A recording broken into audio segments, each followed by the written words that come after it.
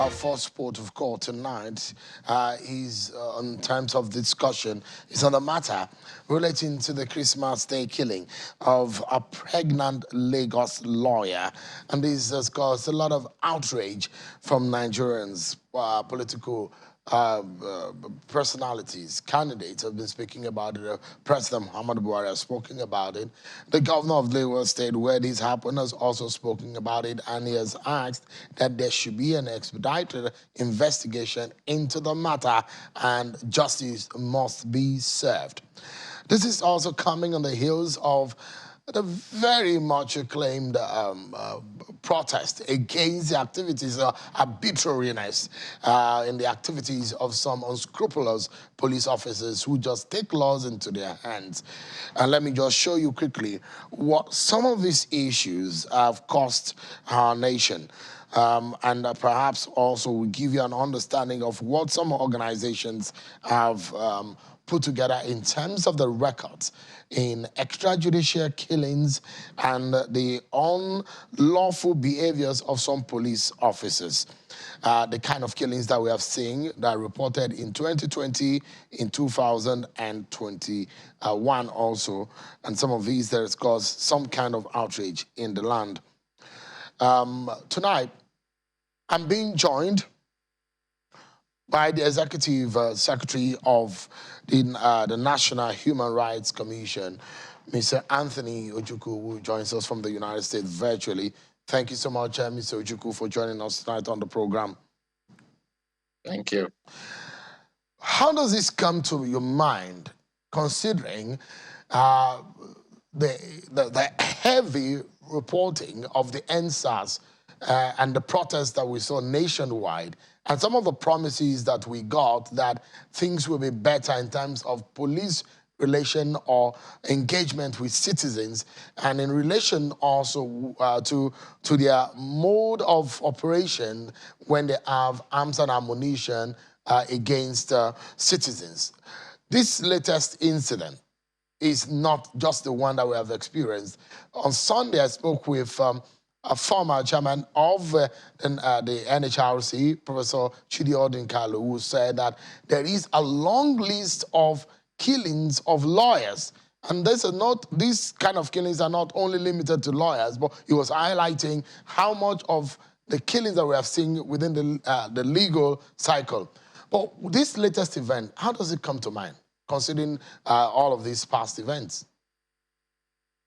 It's indeed very sad that this kind of thing keeps happening over and over again. So that somebody who went for Christmas service will not get back home. We want to use this opportunity to condole the family and also the Nigerian Bar Association. Though this calls to mind the need for constant police reforms.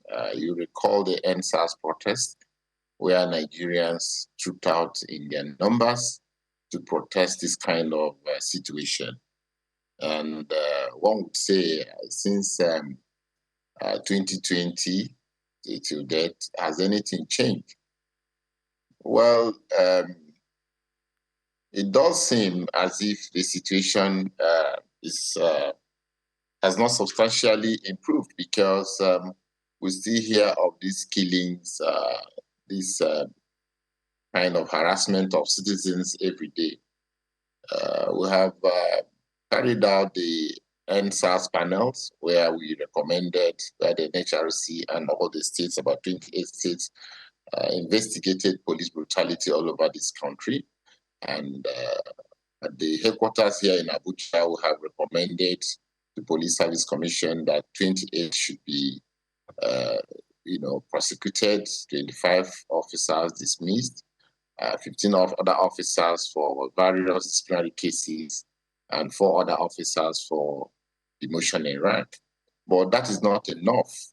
We are collaborating. The National Human Rights Commission is collaborating with the Office of the Vice President to do a kind of overview of all the cases that happened during the 2020 NSAS protest, collating all the reports of all the panels, and of course, making sure that the further necessary steps are taken, including the payment of compensations. Substantially, the NHRC has paid compensation of about 500 million to those affected.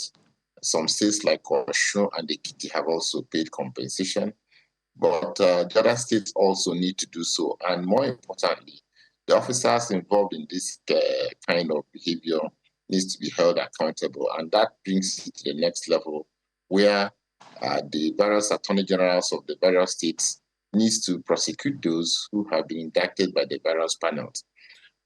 But police reforms is an ongoing thing. We have been training police officers on how to mainstream human rights into their operations. But like you know, because of that of funds, it is not so easy to train every single police officer. So the tactics we are using for now is kind of step-down trainings where we train senior police officers who will now in their various units step down this training. But I think there's need for dedicated funding for police reforms so that these officers who mount roadblocks and things like that get direct impact of these trainings. And we hope that with time things will improve. But as it does seem now, these killings have happened so many times, and Nigerians are really losing patience with Mr. Ojukwu, I mean, I dare say that these killings are unnecessary, they are barbaric, unacceptable to Nigerians, and not to only Nigerians, so any human beings, of course. Because if the police are out there to save lives, why are they taking them? If anybody deserves to die, let the court of law decide that. Let me show you some figures, first and foremost, because we need to find a lasting solution to these erratic and these barbaric behaviors of police officers on duty and just cocking their guns and shooting down innocent citizens. Let me show you some figures there are some organizations have put together in relation to incidents of killings involving police or uniformed men and ordinary citizens in Nigeria. In 2020 alone, there are incidents reported by Global Rights of 271 incidents involving police brutality and extrajudicial killings. In 2021, in fact, this is even more because there are more activities in the Southeast. So we're showing you now, between January and September alone, there are 164 cases, this is according to the Global Rights. Now, in the Southeast region of the country alone, this is what the Amnesty International report have revealed, that about 271 incidents were documented, and this is just between March to June 2021. If you look at what happened, because there are heavy activities in the southeast region of the country where people were arrested and issues were raised onto the activities of unknown gunmen and all of that, and which brought up the cases of the killings that we're seeing involving police officers, men in uniform, against ordinary citizens. Now, I thought that as a people, we have arrived at a model in which police officers need to behave. If you go into some other crimes, you wouldn't see people carrying AK-47 on the street. I mean, there was a friend of mine who had asked me, as soon as he got into the country, that Sean, is there a war in your country? Because you could see people carrying AK-47, very unusual in some other crimes. Can we do policing with less of these arms and ammunition, not to talk of an accidental discharge or unlawful use of these arms against innocent citizens? Yeah, the rules of engagement of the Nigerian police dictate when they should carry arms. You can do law enforcement. It depends on the situation. I mean, there are situations where you use maybe sticks. There are situations where you use water canisters. There are situations where you use gas canisters. The situation dictates. It's not every situation that requires use of AK-47. But having said that, It's a matter of training and making sure that officers that carry these arms are responsible enough to handle them. We have talked severally about the mental situation of our law enforcement officers. Shenwa, I can tell you that even my own staff that are not law enforcement officers, because of the kind of experience we have in the field during investigation of cases, we go through a lot of trauma, and these things affect people who do this kind of job. So most law enforcement officers also need trauma counseling and psychological treatment to make sure that they're even mentally balanced to handle these arms. You know, a lot of things have influenced officers to lose control of themselves, and then the citizens fall victims of these things. When we talk about police reforms, it involves all these kind of making sure that before officers are allowed to carry arms to discharge their duties, they are in the correct frame of mind, they are well trained, they are balanced, they are not drunk. There are so many things to be put into consideration so that we have the kind of police law enforcement we need. So it is a sad situation, I would say. The numbers are quite troubling, especially the numbers coming up from the southeast in the recent past. You remember, since the jailbreak in the southeast, the level of extrajudicial killings in the southeast has gone to astronomically high numbers, and this is very, very worrisome. You can also see the level of attacks on INEC offices and also police officers as well, because police officers are also human beings. They are also parents. They are also fathers to people. And if you keep attacking them like that, that is not good for the country. So in all, both the citizens and the law enforcement officers all owe each other a duty of respect of their rights. And this is very, very important for us to have the kind of law enforcement we need. The police should be your friend. So the question has always been, is the police really doing enough? And the citizens on their own part, are they also living up to their responsibilities? Both of us need to work hand in hand. But we need to invest more in law enforcement. We need to invest more in the citizen ethics and responsibilities, so that at the end of the day, we have a balanced society where the law enforcement will respect, know that primarily their duty is to protect the rights of people. That's the primary responsibility of law enforcement officers. And on the side of the citizens also owe a responsibility to assist law enforcement officers to also protect them. So that is the kind of law reform we need to have.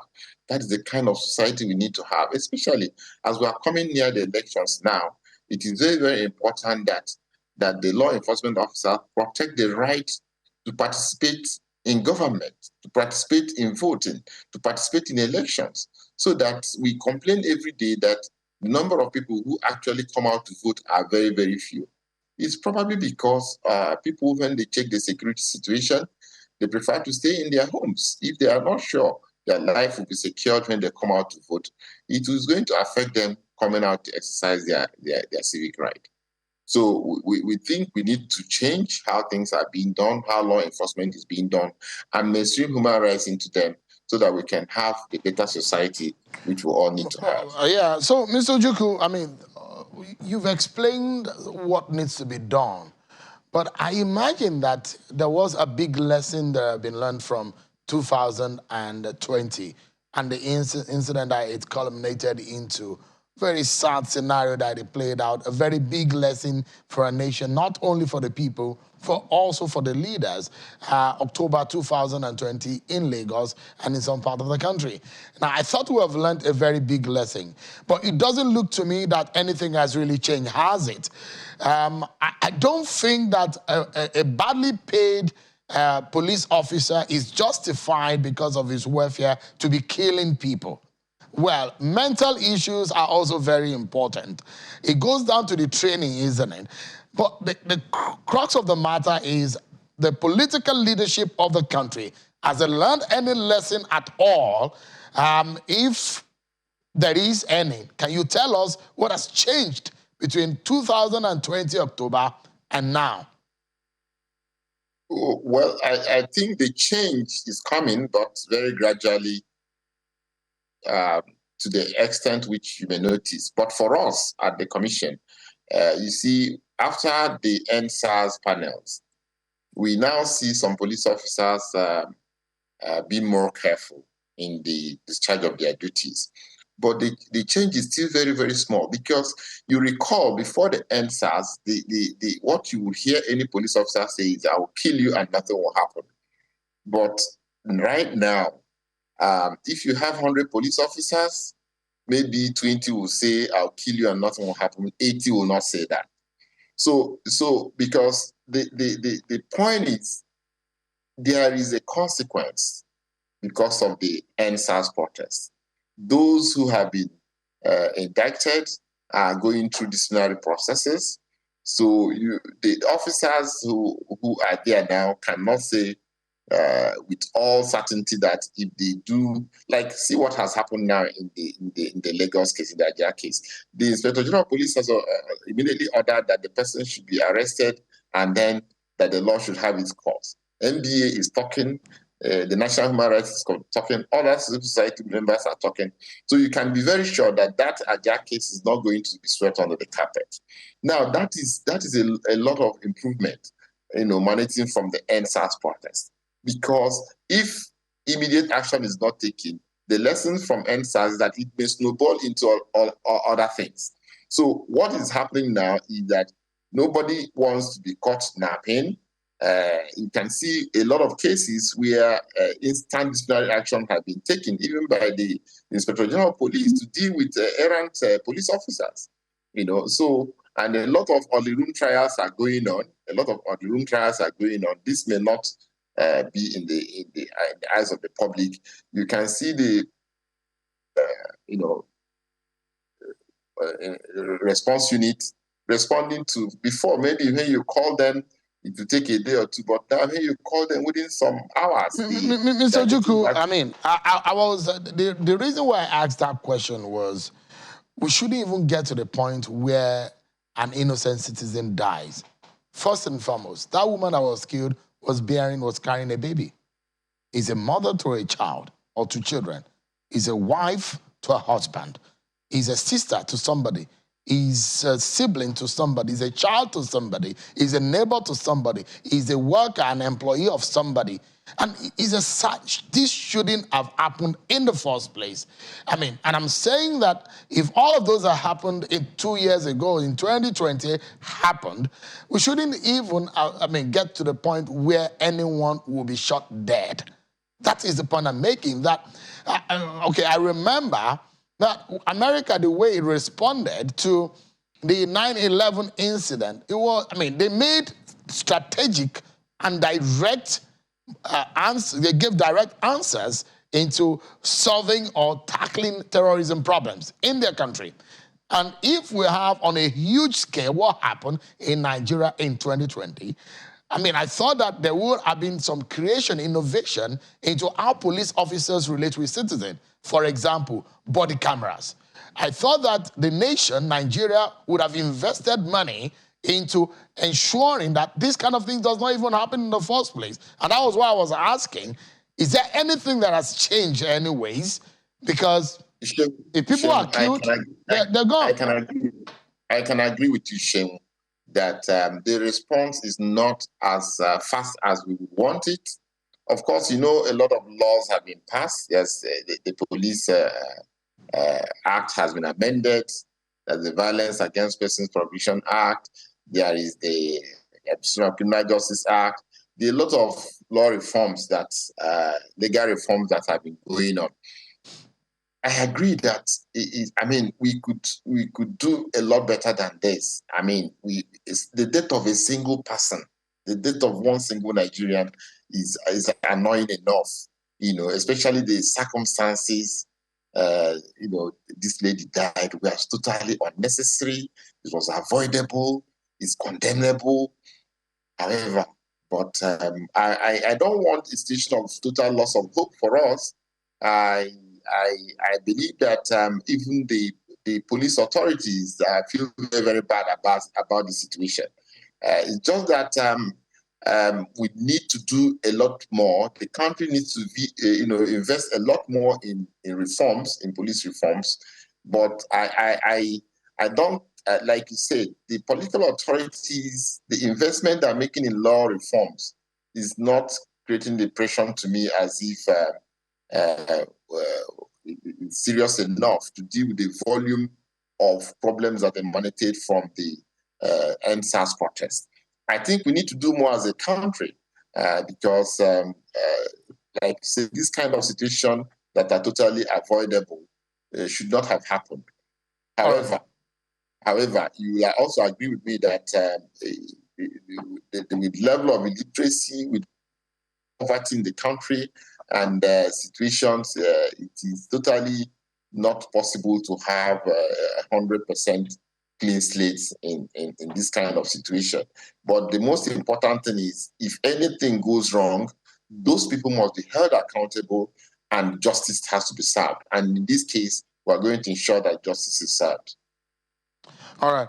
Let's take a breather, Mr. Ojukwu, because anything that involves the livelihoods, the lives, the welfare of an average citizen makes me a bit emotional. And as much as a journalist, you want to just do your work without any emotion, you also know that the essence of governance is about the people. And when that is lost, I mean, it's lost on me on how government will exist when people's lives have just been, are taken without, it does look like we're just counting numbers.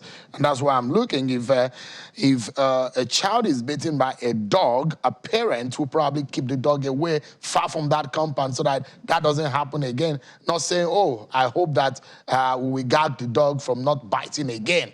I mean, that's not drastic enough. I mean, for those who are parents. But we'll take a break, everyone. And when we come back, we'll talk more about this and finding solutions. Whether or not there will be, with this incident, maybe government will sit up better than they have done and make sure that no life is lost again in this respect. Trigger-happy police officers, that's not the first time we are hearing it. This should not continue in our country. We're not animals. We'll be right back, everyone. Thank you so much, everyone, for staying with us. We've been speaking about the issues of extrajudicial killings, police rules of engagement, and the recent killings that we have seen in Lagos on Christmas Day. Mr. Anthony Ojukwu, the Executive Secretary of the National Human Rights Commission, has been speaking with us from Florida in the United States. And of course, I've now been joined by a retired police officer and a lawyer who will be also weighing in on this matter. Barrister Alobi, who is joining us now in the studio here with me. Thank you so much for joining us today. Thank you, Shane, for inviting me. Yeah, I mean, how does this incident that happened on Christmas, how does it come to you? For me, it's very embarrassing to the nation and the police in particular, because police are meant to protect life and property, to police and ensure that the rights of the citizens are not being abused, particularly by the police. So for me, it's very embarrassing, and I think the police authority should do something about it, because becoming too frequent. At least we could have learned from the past experience of SARS, this end SARS agitation and protest. The police ought to have done something to ensure that the men are trained, to ensure that trained to carry their function, policing in line with democratic policing and democratic principles. You see, policing is all about the rights of the citizens. Policing is about ensuring that law and order is being maintained. The Constitution provides for the right to life. Not right to life, also even the rules of engagement, which you mentioned earlier. What they call the first order talked about, or first order 237. 237 stipulates when a police officer can use his firearms. And it's very, very clear. And every police officer ought to know that. That's one of the basic principles. They need to know how to use their firearms. But it's unfortunate that maybe in recent time they have abandoned the issue of training. Training is very, very key and important. And untrained police officer is a threat to the society and to the institution. Let me ask you. You are the expert here, and so I'm looking at it. It's like this pen I'm holding. I assume. I mean, I'm illiterate when it comes to arms handling, but you can tell us. This is a pen. I can activate this pen by clicking on this and make it can function. So before a gun is being shot, it has to be cocked, it has to be activated. Definitely. And so the case of trigger happy, I mean, does it make sense to you that someone just gets trigger happy, cocks a gun on an innocent citizen and just shoots a person down? You see, like I said earlier, I said training is very, very important. And for you to go out as a policeman and to be given a firearm, you must have done some elements of musketry training. That's how to handle firearms. But this is an ASP who would have spent nothing less than 10 years or thereabouts. That is like the training I'm talking about. Some officers don't even know that the first order 237 is very, very, very important. And again, before you move on for duty, for instance, you are supposed to be rules of engagement, the men are supposed to be brave on rules of engagement. When I was in service, if I lead an operation, I would direct my men straight. You don't use your firearms or tear gas until I direct you to do so. So leadership is very, very, and supervision is very, very important. Okay, sometimes these men are posted out, they're not being supervised, they leave them to themselves, and when they leave to themselves, they do what they like. So I think the force should emphasize on training. It's very, very, because this is very embarrassing. Should we be having police officers carrying AK-47 on the road? It depends on the situation. If it is for traffic control, you don't need to carry arms at all. But if it is just maybe patrol for stop and search operations, it's only when it's very common necessary. Like I said, for the 237 provides when the police can use firearms. But I admit that officer probably who is an ASP, I'm surprised an ASP, not even a constable, not even an... So I'm wondering, because I've seen in other crimes, police officers usually, they have their... smaller arms. Their smaller arms. Beretta, pistol, and revolver. So why our own police officer, why don't we see them, instead they carry those big guns, the long ones, and I mean... that is, in fact, it makes you get scared of the police officer that is supposed to be your friend, in quotes. Yeah, the police was supposed to be your friend. Like when I was in service, I tell you, when I was CPFC, I tell them, I said, look, as you want your brother and sister to be a police in your village or community, that's why you're going to do police people of Abuja. Like I said, training is important. You know, the issue of carrying an AK-47 or Mark IV, like former Mark IV, the Beretta pistol is normally being used by when you are maybe like escorting a VIP, you are going to an event center, and maybe for personal protection, use revolver based inside a pouch. But if it also, like the situation in the country today determines that, makes it possible for people to carry AK-47 because of terrorism, this kidnapping, this violent crime is very prevalent. Mr. Alobi, on a final note, before you came, I showed some figures about the incident of extrajudicial killing. Yeah. These are human beings. Father to people, people's children, people's siblings, and all of that. These are not, I mean, wood or just numbers. These are real human beings. Sure. And it's making us look as though we are animals as a people, when people are just being killed unnecessarily by officers that are supposed to protect them. On the final note, if you have the power, as you sit here right now, to ensure that extrajudicial killings don't happen in this country again, or police officers act outside of the rules of engagement, what would you do? What is that one thing that you would do urgently?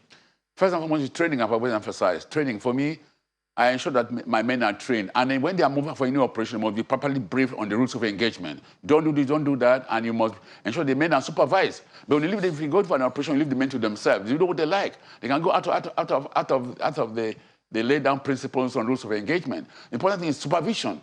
When officers are sent and when men are sent, leadership determines followership. Right. When if you are in an operation, you have to supervise the men and make sure that they do what they ought to do at the appropriate time. Mr. Lawrence Alobi, thank you so much. A former commissioner of police and a lawyer, thank you so much indeed. Mr. Anthony Ojukwu, your parting shot tonight. If I have the power tonight, I would declare a state of emergency on the issue of the rules of engagement of police officer, because it's unnecessary. We are not in the state of war. I mean, where there is in the theater of war, I mean, it's agreed that the firing of enemy can be allowed, but on the street of Nigeria, police that are supposed to be protecting citizens, killing the citizen, is on hard off. Your parting shot for us tonight in 30 seconds. My parting shot is we should not lose hope. The political leaders must take seriously this issue of police reforms. The message I'm getting is that we're just taking it easy.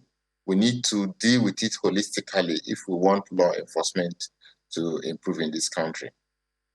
All right. Thank you so much, Ms. Anthony Ojukwu, Executive Secretary of the National Human Rights Commission. Thank you indeed.